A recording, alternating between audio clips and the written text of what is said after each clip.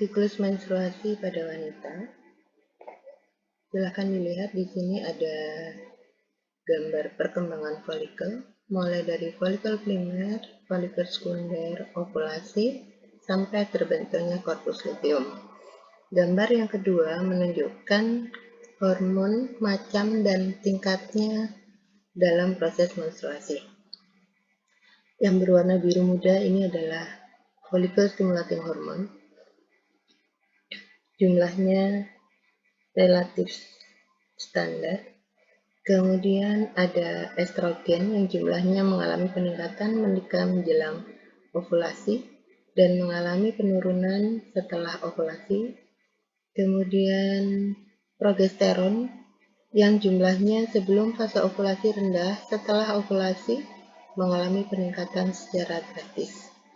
Kemudian ada luteinizing hormone, yaitu hormon yang mengatur tentang ovulasi. Jumlahnya hanya meningkat ketika menjelang terjadinya ovulasi. Kemudian yang ketiga, ini adalah gambar siklus endometrium.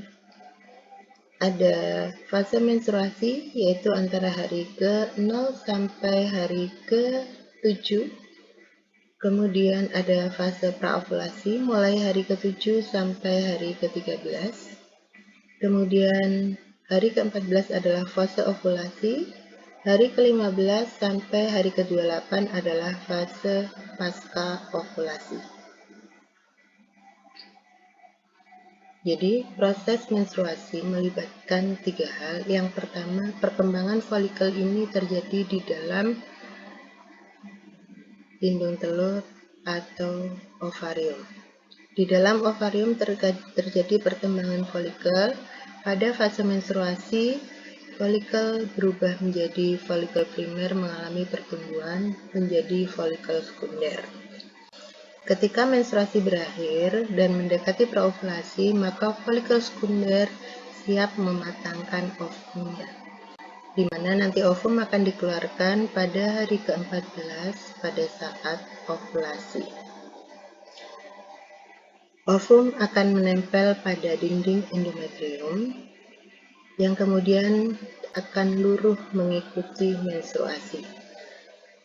Kemudian folikel sekunder yang ditinggalkan oleh ovumnya akan berubah menjadi korpus luteum dan merangsang pengeluaran hormon progesteron. Ketika terjadi fase pasca ovulasi, endometrium dalam kondisi paling tebal. Kemudian mengalami penurunan ketika mengalami proses menstruasi. Jadi, ketika kita kekurangan hormon, baik itu folikel stimulating hormone atau estrogen atau progesteron atau luteinizing hormone, maka otomatis akan mempengaruhi siklus menstruasi yang kita alami. Demikian penjelasan tentang siklus menstruasi, semoga bermanfaat.